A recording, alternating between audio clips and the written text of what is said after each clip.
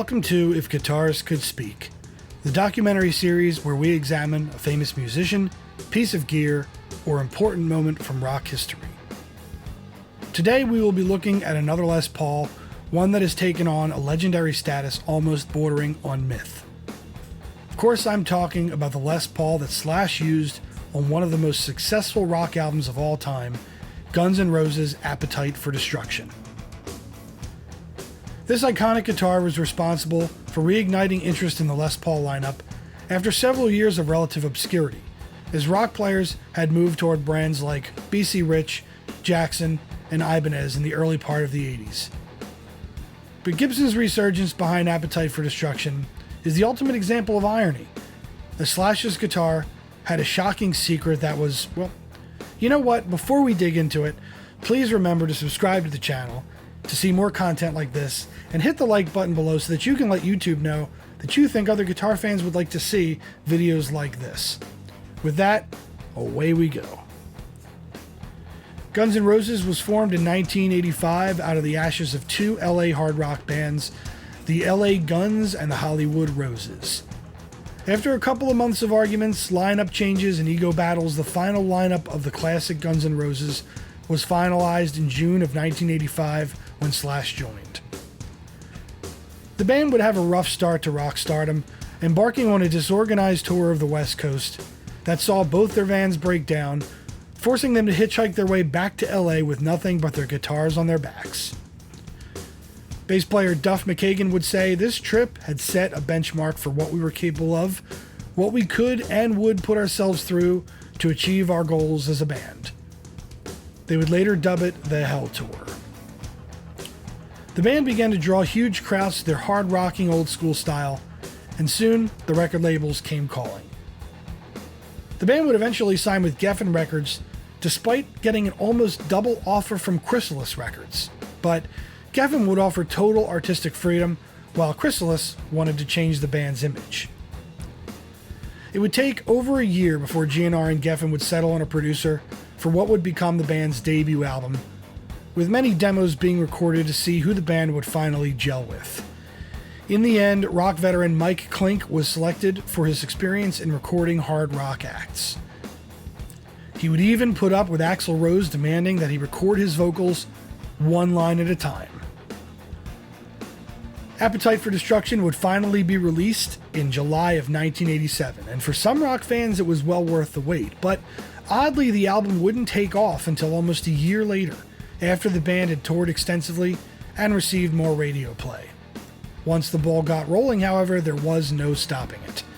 The album would spawn massive hits in Welcome to the Jungle, Paradise City, and Sweet Child of Mine, and go on to sell over 30 million copies worldwide, making it one of the best-selling albums of all time. Almost immediately, guitarists everywhere perked up and listened to the incredible rock tones being laid down throughout the album by the band's behatted, sunglassed lead guitarist. Everyone needed to know what guitar he used, what amp, everything that made this epic sound. Fans could see Slash playing a burst Les Paul on those first world tours, but the story of where this guitar came from would surprise everybody. During the recording of Appetite, Slash was becoming more and more frustrated by his tone. He was using several Jackson and B.C. Rich guitars and just wasn't getting the power that he was looking for. The band's manager, Alan Niven, would go on a hunt for a guitar that would suit Slash's tastes, and he'd heard about a place where he might score one. He went down to Music Works in Redondo Beach, California. He remembers paying about $2,500 for a gorgeous Lemon Burst Les Paul, and dutifully returned it to the studio to present it to Slash. The story goes that as soon as Slash plugged the guitar into the Marshall, the magical tone blew everybody in the room away. He had found his Excalibur. Reports are a bit murky as to how much this guitar was actually used on the album. Some say he only used it for the solos, others stating that it did get used for many overdubs and many riffs and rhythm parts. However much it was used, with that album, Slash entered into the pantheon of legendary guitar players, often spoken of amongst the very best. Predictably, Slash's use of the Les Paul caused a surge in copycat guitarists who were searching for a similar tone. Almost immediately, Gibson saw a huge increase in the popularity of the Les Paul line of guitars. Rockers everywhere were rediscovering the sweet but raunchy tones that could be coaxed from a properly fitted Paul, and the vintage market for burst Les Pauls, those made between 1958 and 1960 by Gibson, exploded and have never come down to this day. Gibson certainly welcomed the new interest in the Les Paul line, which again found itself on the rocks financially in the mid-80s due to the Super Strat fad that had lasted through their entire decade. Now suddenly every hard rocker needed a big honking Les Paul to sound just like Slash. But despite all this hullabaloo for Gibson, most guitar fans didn't know that the guitar Slash played on Appetite for Destruction wasn't a Gibson at all.